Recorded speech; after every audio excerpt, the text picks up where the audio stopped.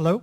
Ladies and gentlemen, thank you so much for coming to this afternoon's program, and welcome to the inaugural public forum of the Bill Nelson Initiative on Ethics and Leadership at the University of Florida.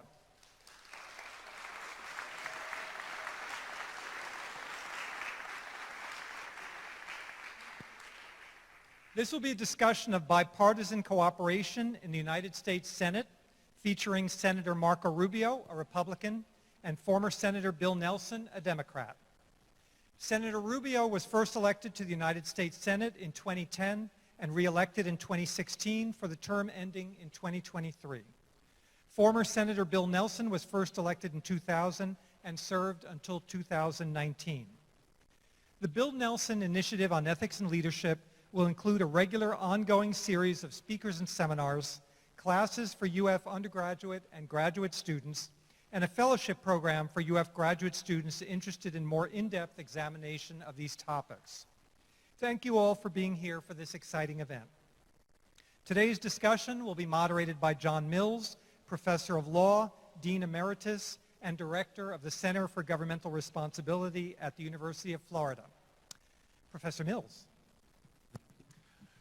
Thank you, Provost, and thank you, University of Florida, for putting this event together, and to Dean Judy Russell, who is an incredible organizer of both universities and everyone. And thank you for being here. The brief description of the Nelson Initiative is an idea Bill brought to us, which was, can we have conversations about leadership and ethics that bring people together? It seems in the modern world that's not a bad goal. And we really want to thank Senator Marco Rubio for being willing to be the inaugural guest and to be, with Senator Nelson, real examples of working together for the benefit of the citizens for the state of Florida. So how about a nice round of applause?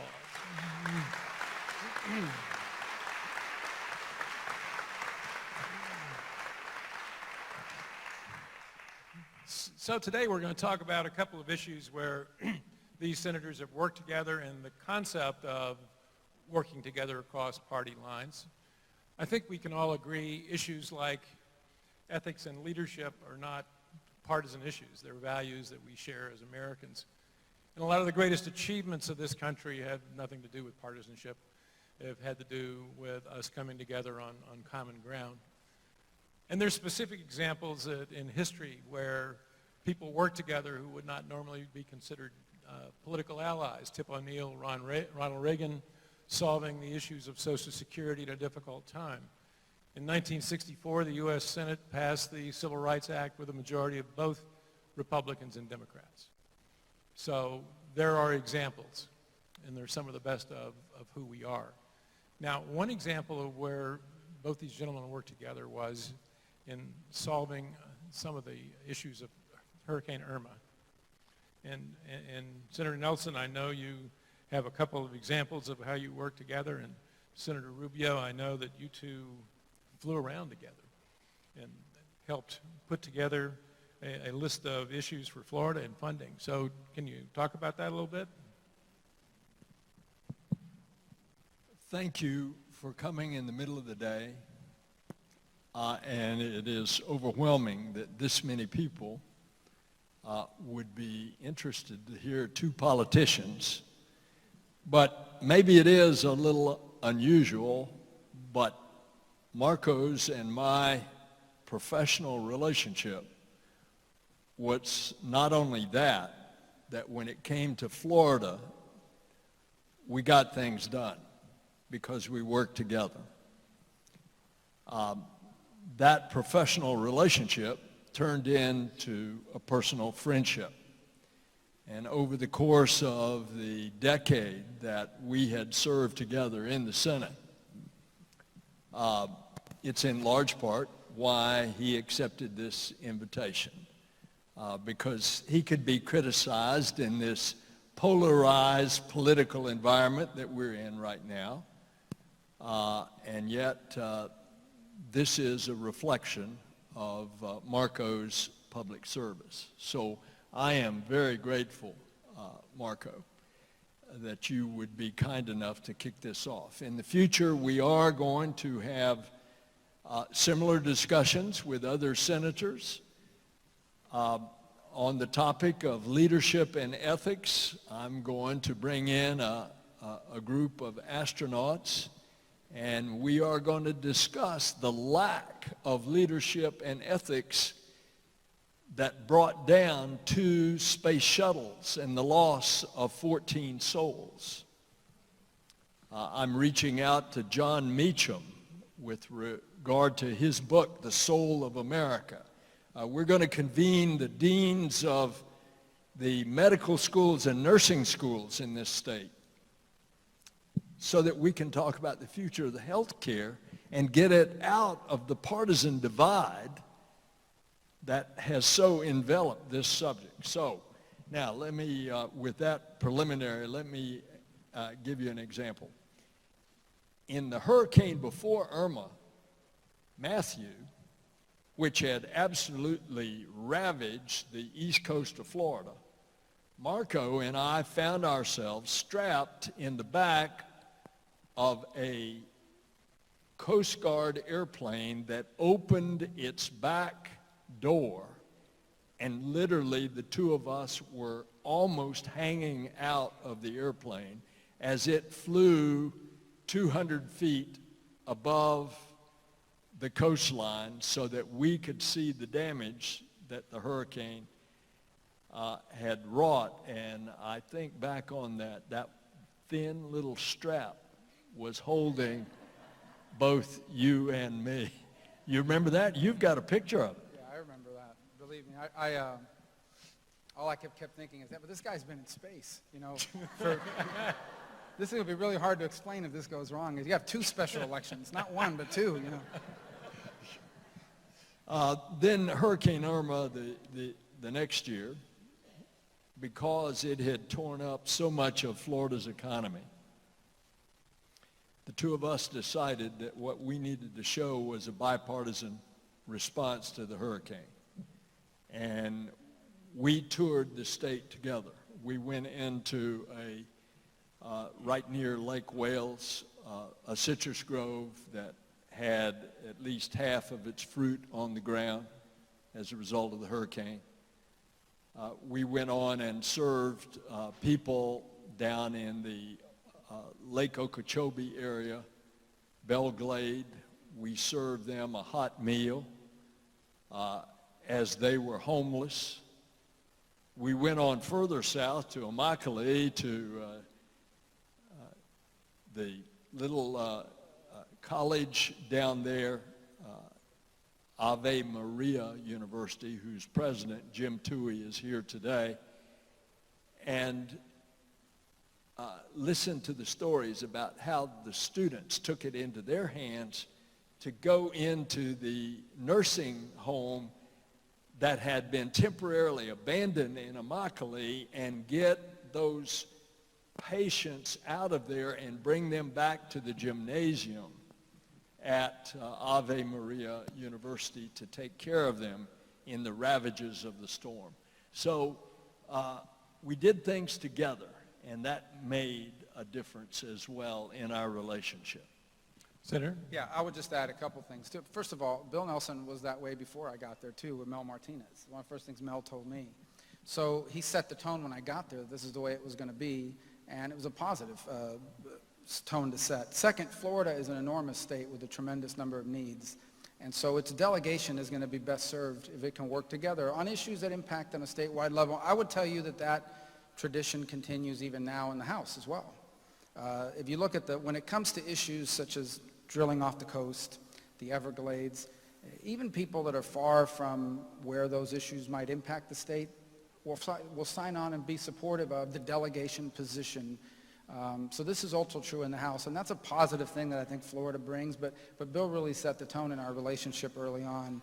I think the second point that I would make, and we can get into this deeper, but it's tough in contemporary times to remember that we have actually had much more divisive periods in our history. We just didn't have social media and 24-hour news to sort of spread how divisive it was, but we had extraordinarily divisive periods in our history. In fact, at one point in the 1800s, a House member who was offended by a senator walked over and almost caned him to death. We only had one such caning in our time together, and I'm just kidding, there's been no canings, but plenty of nasty tweets, but no canings. But my point being is that I don't want to exaggerate it, but by the same token, this is what's happening in many ways in our country is we've been governed by a general consensus which set the parameters for our political debate on the left and right, and it stood for about 70 years after the Second World War. The world has changed, the Cold War ended, the globalization of our economy has shattered that consensus, and 2016 revealed it. And so our country's in the process of trying to figure out what are the parameters of this new debate, and it's fascinating how it's playing out because some of it doesn't even line up along traditional ideological divides. That is separate from the ability to work together on the issues that impact our state. And when Bill was there, not only did he bring his years of service in the Senate, but also his time in state government, an insurance commissioner, as a member of the legislature, and a member of Congress. And so he brought a wealth of knowledge about a different era in our politics that I thought was very useful to me. And the last point that I would make is, I don't know, I never served in the U.S. House.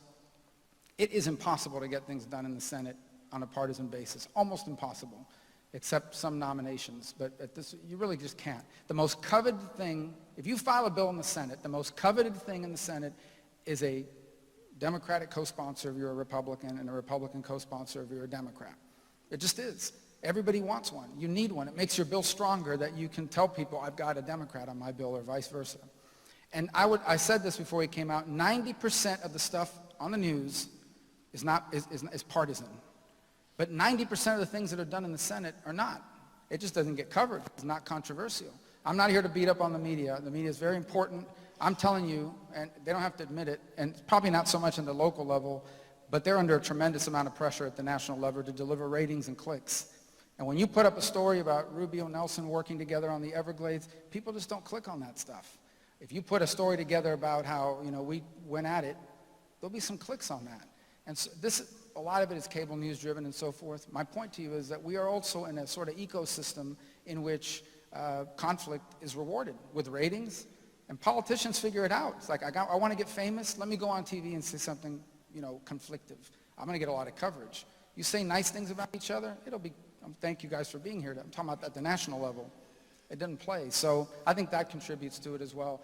I don't remember ever having any negative words between us, except once when he went around the state accusing me of being more moderate than people thought. And I said, you're now you're starting to hurt me in some parts of the state, stop saying that. So I used to have fun irritating Marco because I'd say, you are actually a lot more moderate than you play like that you are. Well, that was in Senator Rubio said that in the laudatory speech about Senator Nelson when Senator Nelson was retiring. Said that all the years he'd known him, they'd been friends and there'd been no vicious attacks with one exception. Yeah. He called him a moderate once, so that was apparently forgiven. Senator, you were Speaker of the Florida House once and had to deal with Republicans and Democrats. And in that leadership position, how did that work? Did you often cross boundaries, and is that a bygone era in some sense? Or I don't know how the current outline is in the legislature and how it works by and large. I mean, I went to a wedding not too long ago where about half the people, of the legislators that were there, half were Democrats, half were Republicans, and they were all getting along, so I didn't see any fisticuffs, and they looked like they really enjoyed each other. And so I think that's part of what we forget. I mean, these are it's part of what we've lost in this country, okay? And if you go back to when I was growing up in the late 70s, early to mid 80s, we had a lot of common experiences. We all were watching the same TV program at the same time of night. We all belonged, if you lived in a community, and to the same organizations or church or synagogue, what have you. So you may be a Democrat, and I may be a Republican, but we had like 18 other things in common that sort of regulated that. Today, people are more isolated from each other than they've ever been. And so all they know about each other oftentimes, because they're just reading each other's posts on Facebook, is who you voted for. And if all you know about someone is who they voted for, in this era in particular, it's really easy to dislike them when all you know about them is where they stand on certain issues, and that's all. You don't know them as a father, you don't know them as a member of the PTA, you don't know them as a member of the same church, and you don't have any other common experiences. Now, that's not true for members of the legislature. Especially those 60 days you're in session, you're together and you see each other, you see your families, you see them as human beings. And so it is, I don't dislike any one of the other 99 senators, not a single one of them.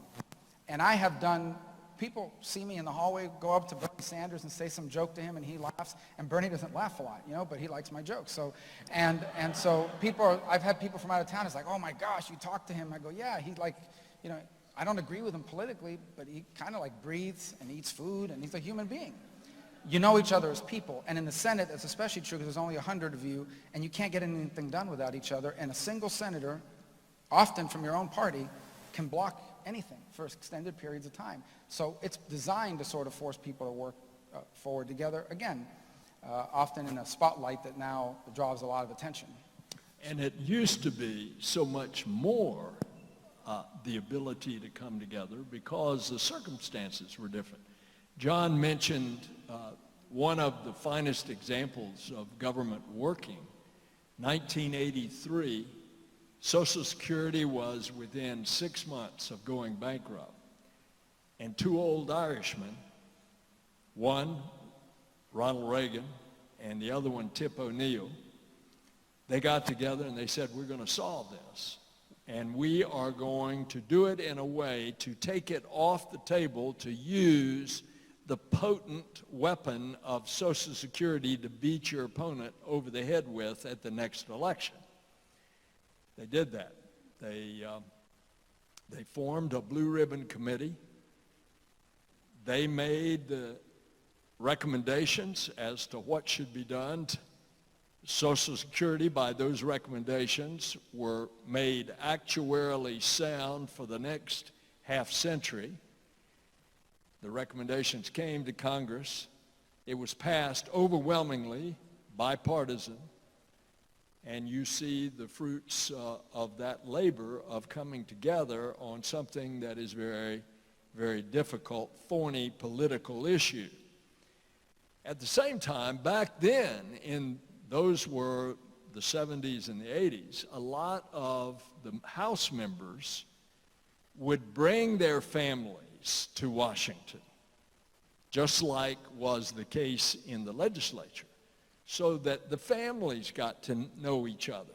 And when you build that personal relationship, it's a lot easier to put the political deal together. But as time has progressed, as the jet airplane has gotten faster, and as the expense of living in Washington has gotten so much greater, members do not live there.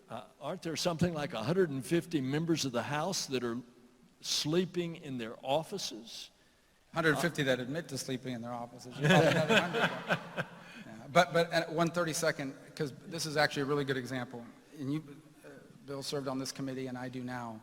So the U.S. Senate Intelligence Committee is one of the most fascinating places in the world, not because of the information that you're working on, but because of how people behave. If you were to watch this committee at work, you would be proud of the Republic. You would say, oh, we're in good shape here. These are all Americans concerned about the future, presented with some of the most sensitive information available to our government, and they all agree, and you don't have any of the speechifying or the attacks or the showmanship. The problem is you'll never see it because that committee's not televised. There's no television coverage of that committee. So that's the reason why. There's no camera to show off for. And it is amazing to watch the transformation when you leave that committee room and you're back on. So again, it's a fascinating thing to watch. I'm not saying that we should shut off the cameras, although that was a big debate in '86 about letting C-SPAN into the Senate. A lot of people thought it would ruin the Senate.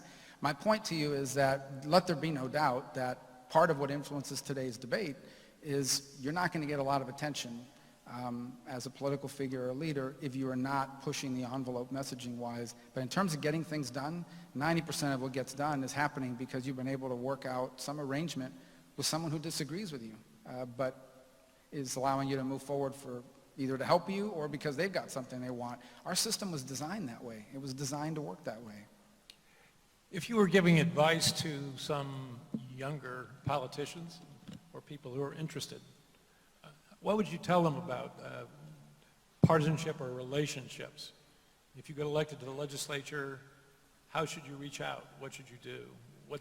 How important is it? Or if you get elected to the United States Congress, or should you just go into the leadership's office and ask what to do? I want to hear this, that's why. Well, it's tougher these days, particularly when the rules of the Senate are being changed so that that supermajority of 60 votes is not required, and only a majority vote. When the Senate required virtually 60 votes on everything, with the one exception being the budget, which could pass by a majority vote, then that forced the parties together. Because it was very unlikely that one party was going to have 60 or more seats in the Senate. And therefore, to pass anything, you had to bring people together, as the good book says, come, let us reason together. You had to forge compromise. You had to give the deference and respect to the other fella and his point of view as well as your own in order to get the votes to pass it. Most of the legislation still requires 60 votes, but other high-profile things, as you have seen, starting first, and I fess up on this, when the Democratic leader, the majority leader, Harry Reid, changed the rules on cabinet-level appointments not to be 60 votes. In retrospect, that was a mistake, because that started a cascade that then, when the Republicans were in power, Mitch McConnell was a majority leader, then that took it all the way to all the judges, all the Supreme Court, all of the cabinet members, and we are seeing high-level appointees going in on a majority vote that is a partisan vote that used to be in the Senate not too many years ago, have to be a bipartisan vote. That has lent itself to the shrillness that then is portrayed to the outside as if they can't get anything done. And yet, behind the scenes, things are getting done, and I'll give you a couple of examples of those later. Yeah, just Senate specific. The first thing I tell members when they get elected is, be very careful about getting angry at another senator who is your adversary on this issue, because as soon as this issue's done, that may be your strongest ally on the next issue. And it happens across party lines. It happens all the time. And it's happening in increasing frequency on some pretty interesting issues. We've had a number of votes now on the War Powers Resolution and the ability that have been like Mike Lee, who's a conservative Republican from Utah, and Bernie Sanders filing these bills together, coming at it from, I always said that, politics is not a left-right spectrum. It's like a circle. The farther right you go, you wind up on the left, and vice versa. And on some of these issues, that's been the case. So I can tell you that, I disagree with a lot of the things that Elizabeth Warren stands for, but we have filed a bill together on getting rid of, for example, this law out there that takes away your occupational license if you default on a student loan. Because it's kind of silly to me that you can't pay your student loan, so we're going to take away the license that allows you to work so you can pay your student loan. It was something that we don't agree on 50 other things, but that's my strongest ally on that issue. So that's the one thing I would tell people, particularly in the Senate, and it goes back to the point I already made. The most coveted thing in the Senate is a co-sponsor for your bill or a co-signer for your letter from the other side of the aisle, because no matter how bad a name it gets these days, when something is bipartisan, everybody brags about it. No matter how partisan they are, when they do something that's bipartisan, it's the first thing they say, my bipartisan bill. So there's something there. So in the advice to younger folks, it would be that there's more than the instant issue. And I think that's an interesting comment in my recollection as well, that on one bill you may be completely opposed to somebody, but there's another bill in 20 minutes. Yeah, and more to that point, dictatorships are a lot more efficient, but I would never want one. A republic requires you to move forward. In a country like this, it requires, in order to get something done, you're usually not going to get everything you want. So you have to make a decision. Am I here to make a point, or am I here to make a difference? And look, there are issues of critical importance to people. I have never gotten angry at anybody who deeply in their marrow believes in something and takes a principled stand on it, no matter how many people vote against them, and they're passionate about it. But oftentimes, you're trying to move, our job is to make things better. You're largely not going to have many opportunities to make things perfect. And if you have a chance to make things better, 60% of the way there is better than 0% of the way there. And that, successful legislation almost always involves that sort of thought process. And another thing that complicates what otherwise would be what we're talking about is the rapid advance of technology. And the issues today may not be the same parties aligned as they are on the issue of today, because technology has suddenly changed all the players. Good example is the telecommunications industry. That rapid advance of technology, parties that were friends yesterday are enemies today, and vice versa. And of course, that spills over into the representation of those parties, depending on what states the particular companies come from, what their interests are, trying to be articulated by their elected representatives. You jumble all of that up together and then put all of that in the political hot cauldron of an approaching election, especially when there is a narrow, razor-thin margin for the majority that the minority wants to be the majority. You mix all that together and you have a toxic brew in which it is increasingly difficult to bring people together. And this is where I give great credit to Marco, a presidential candidate, someone who obviously has to tend to his knitting with regard to his position in the base of his party. I had a lot more leeway with regard to my base, basically because I was the only thing that the Democratic Party had statewide.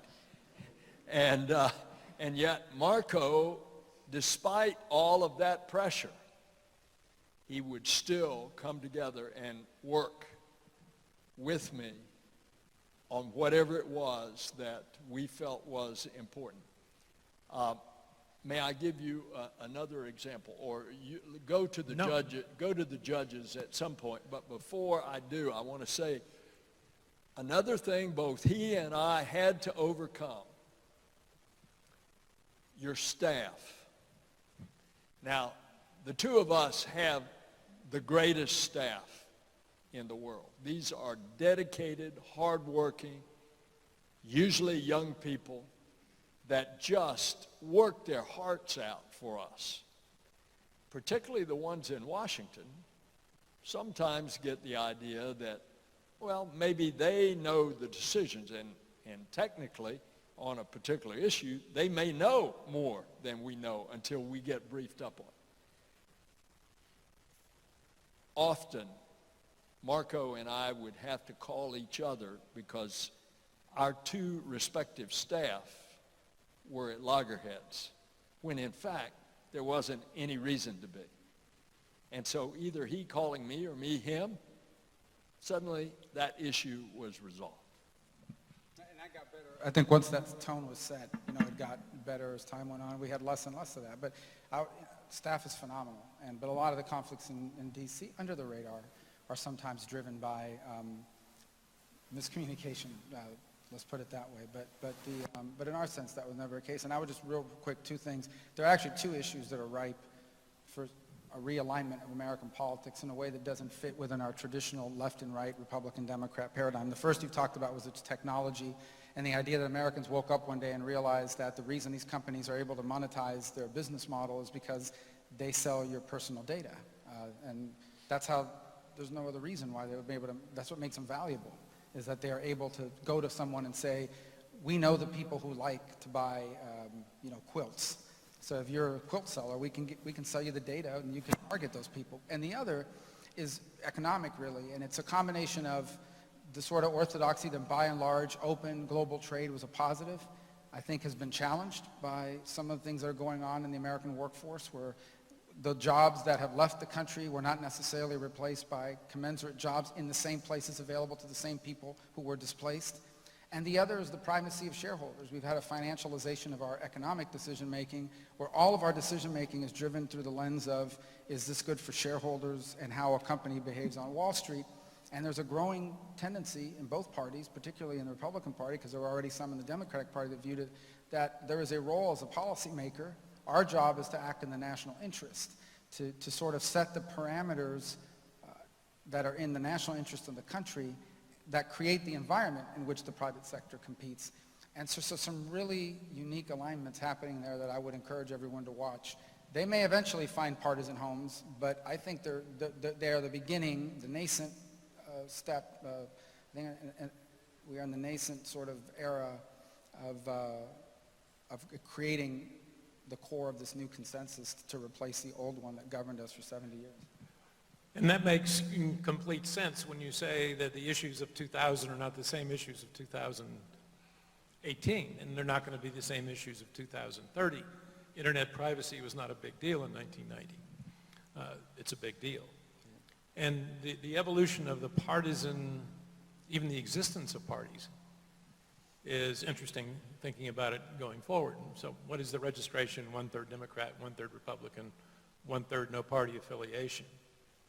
So being partisan means you are defining yourself as a minority if you only are partisan, as opposed to issues. So the world is evolving both in terms of issues and that inherent affiliation. Well, for much of our history, our differences in politics may have had a partisan veneer, but we're largely regional. And we're largely regional between regions of the country, whether it was industry or obviously during the Civil War and in periods thereafter. We also had eras of pretty extensive, I mean, this country on the eve of Pearl Harbor was a pretty isolationist country that wanted nothing to do with another world war and didn't want to get lured into one by the Europeans. And Charles Lindbergh traveled the country preaching about that. Of course, that was all gone once Pearl Harbor happened. And by the same token, I would say that the parties today, as formal organizations, are weaker than they've ever been. They say, when you tell me what someone's registration is today, it tells you more about who they're against than it tells you who they're for. When someone tells you who they are, I can tell you who they're not voting for. I can't tell you who they're voting for just on the basis of that within that party, because both parties have become the spectrums have become broader because we're going through this realignment on the parameters of our national consensus on a variety of issues. There was another issue that the two of you came together on, and that was judicial appointments. You had appointed a citizens commission to review judicial appointments. I know that because I was on it. And the people acted, I think, in a way that would have made each of you proud. It was nonpartisan. No one was concerned about if someone would adhere to a partisan line. So it's just a compliment to the two of you who worked together on that, and an interesting approach. Yeah, look, it saved us a lot of time. Most states don't do it that way. Basically, the senators will tell the White House, these are the names, or this is the person we want you to put there. I think it's easier to do that when both senators are from the same party. Florida has largely not had that, and so that's where this genesis of this was even before your time. It was Bob Graham that started it. And so even now, even though Senator Scott's decided to sort of go in a different direction, he's doing his own process, and it's fine. I've retained my own boards They're smaller, obviously, but even the one, for example, for the Southern District just met last week and had 4 of my appointees and 2 or maybe even 3 that were Senator Nelson's appointees that I asked to serve on mine. And here's why. It's not because I'm a nice guy. It's because it helps me a lot to have these people sit down, review these candidates, and send out a list of the people that are qualified. Here's what's not going to happen. What's not going to happen is I'm going to recommend someone to the White House, they're going to be nominated, and 6 months later, some explosive thing's going to come out, and we got to start from scratch.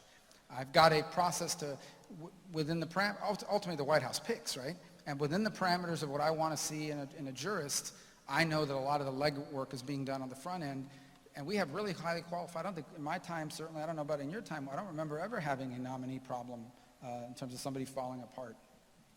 This is a good example that the train could go off the rails when you have 2 senators of the opposite parties from a state.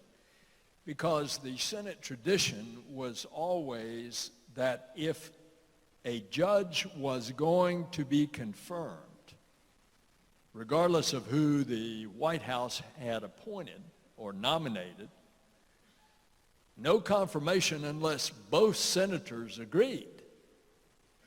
And so with a Republican and a Democratic senator, how can you create a process and in large part give the credit to then Governor Bob Graham, who following on with Reuben Askew had created these bipartisan nominating commissions at the state level. When Bob then went to the Senate, he did the same. He had another Democratic senator at the time, but then shortly thereafter, there was a Republican senator with Bob serving, and the 2 of them worked it out.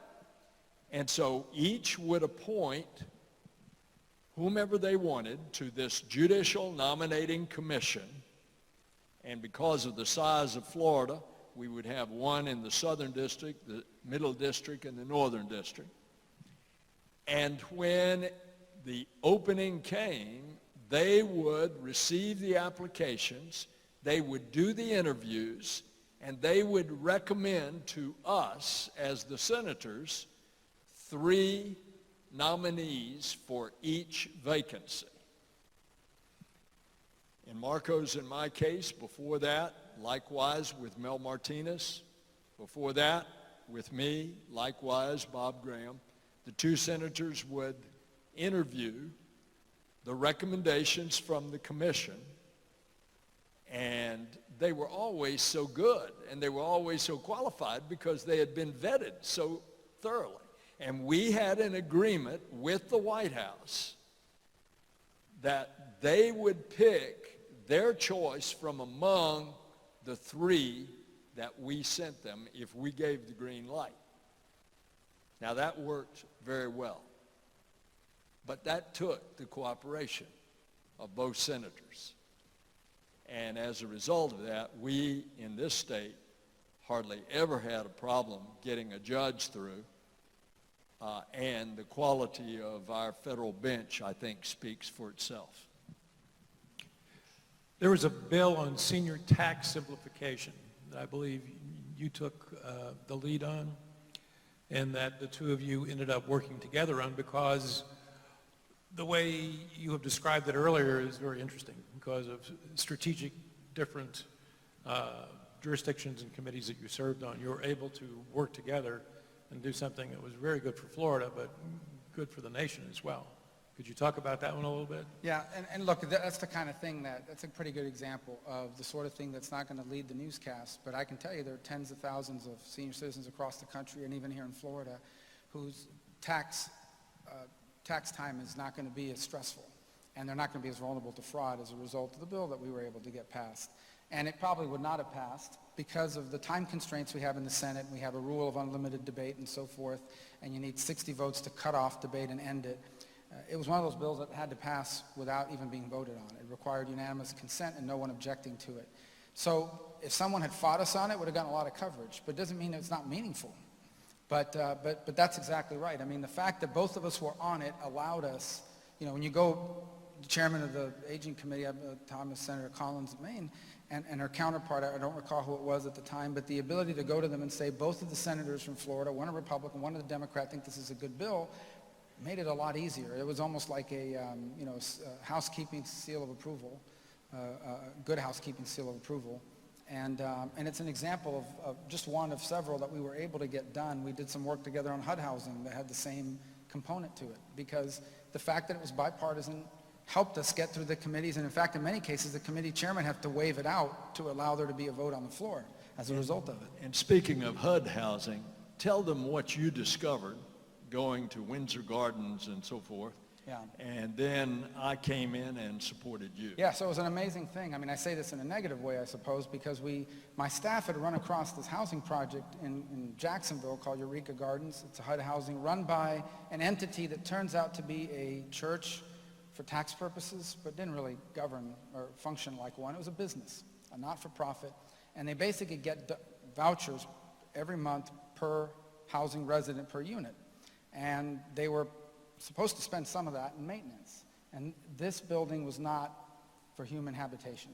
It just wasn't. I mean, if you plan, I couldn't believe it. I said, this is unbelievable. Not only should no one be living here, but no one should be living here with federal dollars under these conditions. I mean, I'm talking about atrocious conditions. And I remember calling Bill, said, I just came from this place. Your staff needs to go and look at it. And I think they did. He came back. We went to these places together.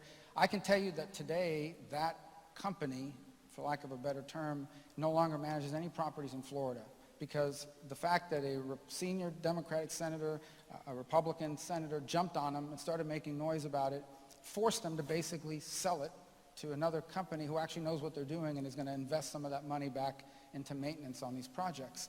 And it's another example of something that wasn't necessarily legislative, but it was the ability to use the bully pulpit of the Senate in a bipartisan way. When both parties are on you, then you're going to have a real problem. And I think living conditions have improved in a lot of these projects, including one is going to be having a big event here next month to unveil their new buildings and how they look. That's just a dramatic improvement, all as a result of the fact that both of us showed up at this place, the media showed up and gave it coverage, and these guys felt the pressure to give this to someone, to move on and give the business to someone who actually knows what they're doing.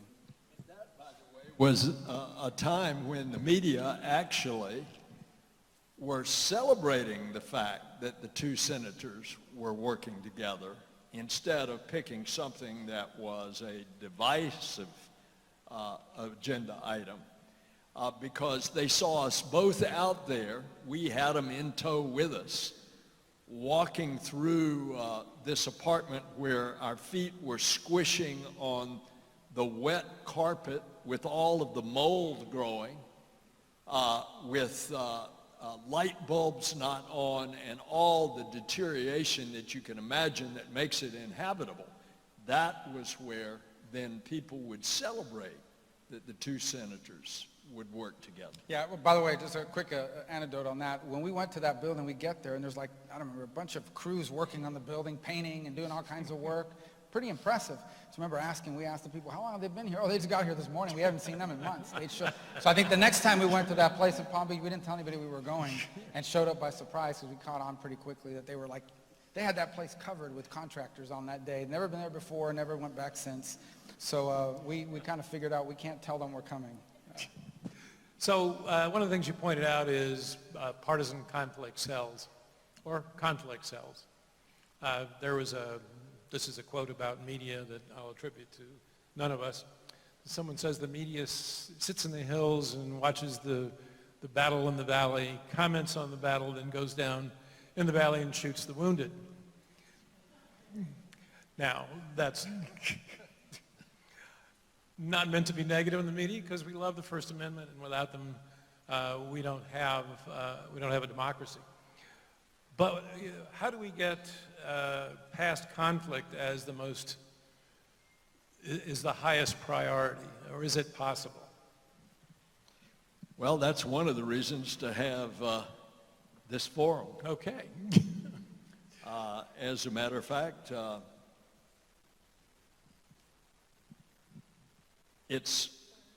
you should have heard Marco's speech after my farewell address. not one newscast covered it. It was probably the example of bipartisanship and personal friendship best illustrated in a speech on the floor of the Senate. So I think as a practical matter, conflict does exactly what Marco said. It brings eyeballs and it brings clicks.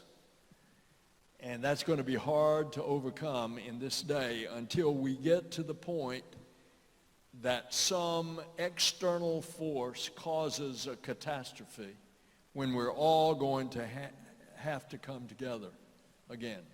I just give you one thing that flashed through my mind.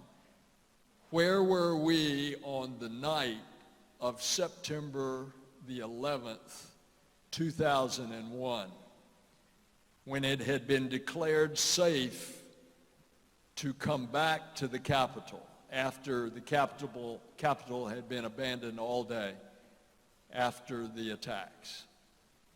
And all the members of Congress just naturally came together, elbows linking arms on the steps of the west front of the Capitol, broke out spontaneously singing God Bless America. It perchance will take a catastrophe. Yeah, the three observations on the media is every free society that is free, there's never been a free society with free media in which the political figures didn't complain about the media. So that's number one. Number two, the media is human. So there's good people, bad people, ones that do a good job, ones that don't. They're people. And just like the referees in sports, you know, we always complain about the referees in sports. And I always comment that the athletes make more mistakes than the referees in most sporting events, but nonetheless, so it is what it is. And the third is it's a business. It is. I mean, I don't mean this in a derogatory way, but by and large, unless you're PBS or NPR, you're in, or ProPublica or some of the other things that have been started up, you are in business. And the people who own you expect to make money, and that means revenues from advertising. And advertising is sold on the basis of clicks online or views on a screen.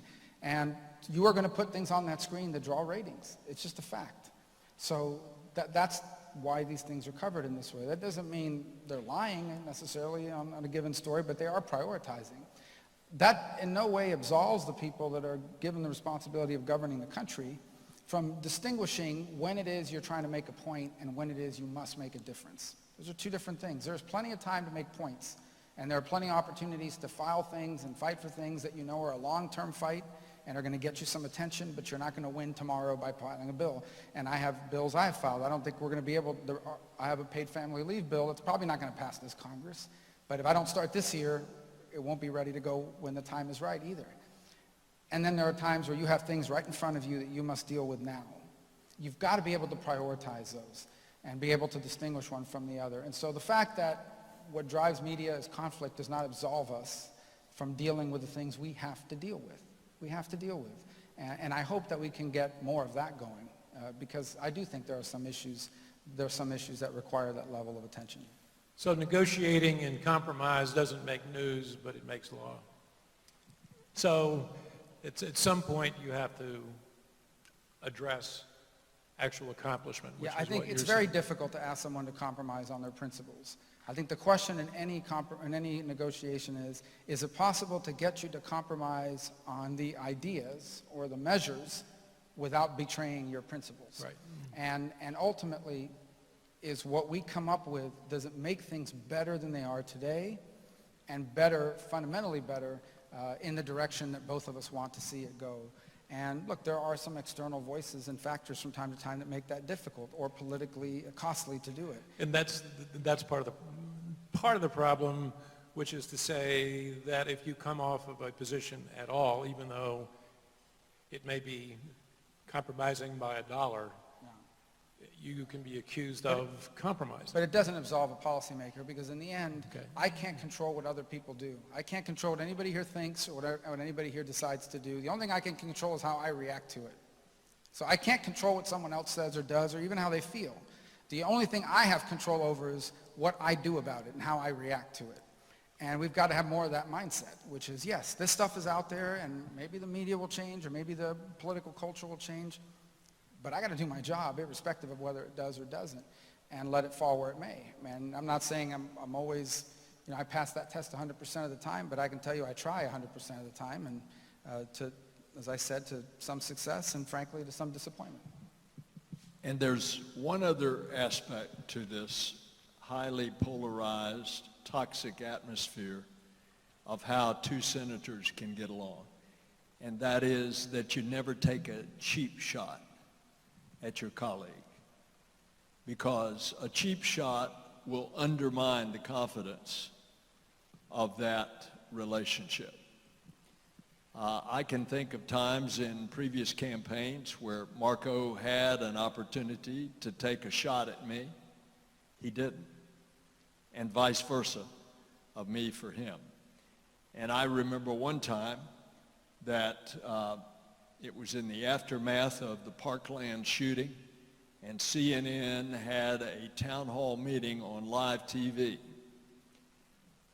First of all, I was amazed because of Marco's position on the issues of gun control, that he was showing up in this highly charged, very emotional atmosphere of 7,000 plus people packed in the hockey arena in West Broward County, not far from Parkland. And just the fact that he would show up, and sure enough, as the questions proceeded, Marco was taking the brunt. And I just decided, I've got to call it for what it is. And I stood up and said, he's got the guts to be here. At least he's here. Look who's not here. And I pointed out people in positions that were not there. So it's kind of that military term. You got to remember, you got to have the other guy's back, even though everything in the system is pulling you against having their back.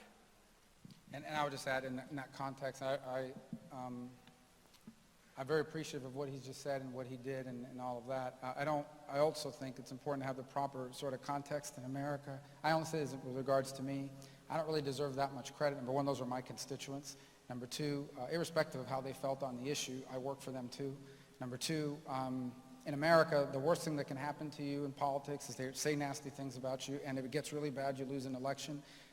I also recognize there are plenty of countries in the world where if things don't go well politically, you die. You go into exile. You lose everything. So if you have that sort of context to it, you realize that political courage in America is at a much different level than what we've known historically or even today internationally. That said, it's tough to do that given the dynamics and the environment that we live in today, and it's especially tough to see someone in the other party going through that and to speak out. And so, like I said, I think it speaks to Bill's character and to the fact that he's actually walked this walk, not just talked it. So a little less controversial issue, citrus greening. I'm against it. I'm against it. I voted against it. Is everybody with us here? Okay. Well, apparently citrus greening was something that you guys worked on together that was very important for the state. That's hard to make partisan, No, okay. Now, if it was called citrus bluing or citrus redding, then you can make it, brutal red. But that's tough to make partisan. The social media group for citrus greening is pretty small. Well, I hate to give another side to this, but you were elected in 10, correct? All right, in that run-up to the 12 election, in the bosom of the Senate Finance Committee, which had the jurisdiction over providing the financing for the Citrus Research Trust Fund. The previous 2 years, I had a very prominent Republican senator in a citrus-growing state that was a co-sponsor with me of setting up a $125 million fund that was dedicated for research to try to find a cure. By the way, that 5 years of that fund have come and gone. Now there's a new appropriation of another 125, and the research still comes on. They haven't found the cure, but it's getting closer. But partisan politics got in the way, because as we turn the corner of 2010, and now we're going into my reelection in 2012, suddenly this senator that was my co-sponsor doesn't want me to have a win as the sponsor in the committee where the jurisdiction is. And for 2 years, we go absolutely nowhere on this legislation. Once the 2012 election was over, he comes back, and then the rest is history. It's now a research trust fund. But that's the kind of nonsense that goes on when there ought to be, and here's another example of how the Senate has changed. In the old days, if a senator's major economic activity in his state, a business or an industry or a crop, whatever, was in serious jeopardy, as our citrus growers are in serious jeopardy, there would have never been a question about whether or not that senator was going to get bipartisan support. That was a given. You did that. Times have changed. Both of you have had students at the University of Florida both of you have been students at the University of Florida, and I think have relatives who are students at the University of Florida. As students that are growing up in this society, this culture, this political environment, what would you tell them if you had a couple of minutes to tell them about what to expect when you grow up and what your hopes are for them? Well, I have two things. The first thing I would challenge people, first thing I remember is I didn't spend a lot of time in this building when I was here. Probably would have done did that. electronic research, exactly. probably. Yeah, they didn't have electronic research in '96, I'll tell you that. But maybe I was here a couple times.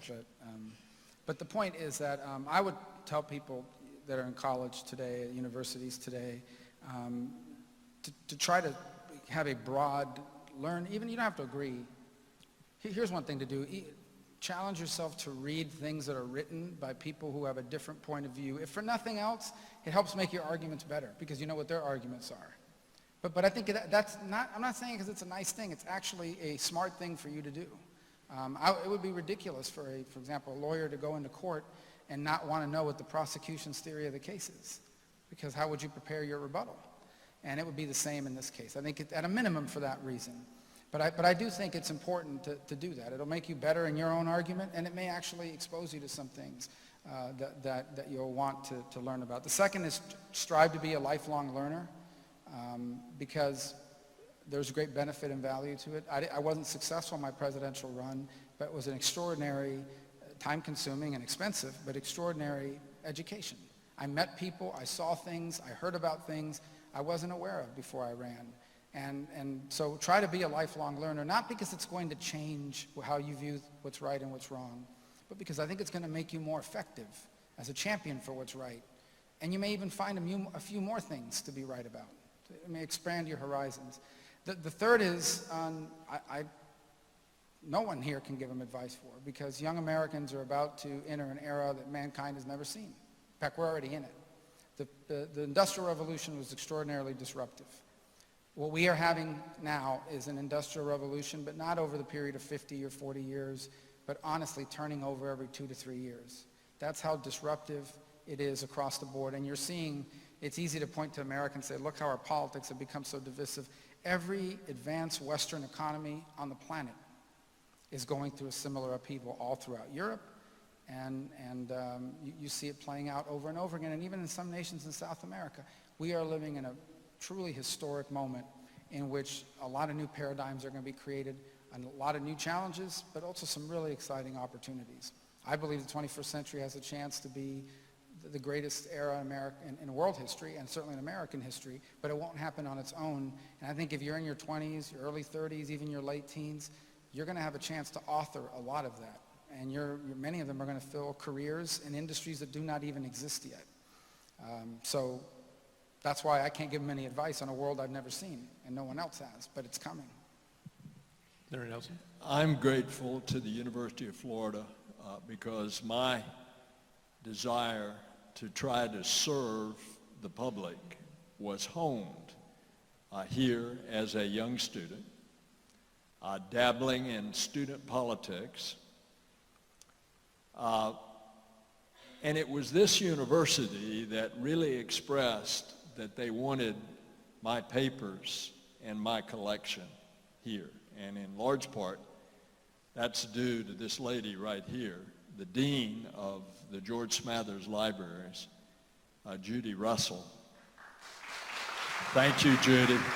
Thank you very much. And I might say that my old college roommate, Bruce Smathers, whose father gave the significant endowment of which these libraries are named after Senator Smathers, Bruce was a real spark plug in pushing me in this direction as well. And so rather than just deposit papers, which hopefully over the years will have some significance as people research what happened in the past, I wanted an opportunity to give back. And what better opportunity than a university setting to give back to another generation on what you might have learned, and at the insistence of Judy, get the subject of ethics in there, ethics and leadership. Not necessarily just in the public arena. That can be in the private sector. That can be in one's personal life, in their families, whatever. And so I deem it a great privilege to have this connection with the University of Florida. And I may just add on the ethics point, and I encourage, and I believe this is the direction you're headed. Ethics isn't just about like not taking bribes and not committing federal offenses. It also has to do with how you treat other people.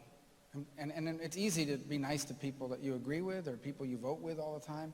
I think there's a personal code of ethics that involves how you treat human beings, irrespective of their political views and thoughts or where they're coming from, that I think Senator Nelson's career exemplified. And so I think that needs to be a part of it, because frankly, I hope there's a place where some of that's written down. So in the future, when people decide we want to be like that again, hopefully sooner rather than later, there'll be a resource out there where people can figure out how they can be both ethical in their treatment of others and at the same time effective at their job in a profession in which division and conflict is many times the name of the game. So, any final words? Go Gators.